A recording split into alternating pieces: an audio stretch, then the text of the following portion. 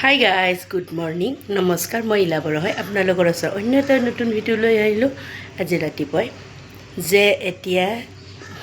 6:40 বাজিছে ডিউটি যাবৰ কাৰণে ওলালোঁ মানে আজি 8টা বজাতে ডিউটি গৈ পাব লাগিব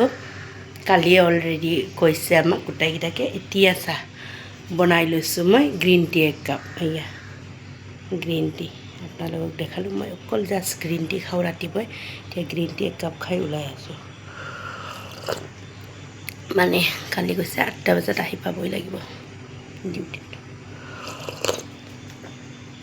কেতিয়াবা সোনকালে কিবা এটা থাকে আৰু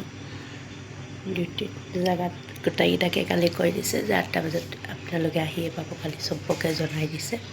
তাৰ কাৰণে ময়ো পূৰা 6:40 হ'ল এতিয়া ঘৰৰ পৰা ওলাওঁ আৰু গেটটো খুলিলোঁ ওলালোঁ গেটৰ তালা মাৰাই আছিলে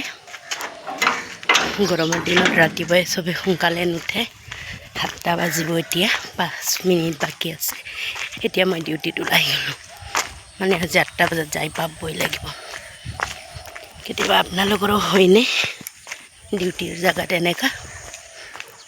ইমান ধুনীয়া ঠাণ্ডা নৰ্মেল 7টা বজাতে ওলালোঁ 7টা বাজিব 5 মিনিট বাকী আছে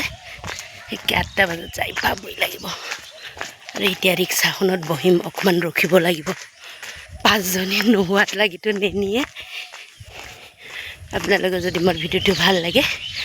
লাইক কৰিব কমেণ্ট কৰিব শ্বেয়াৰ কৰিব বাই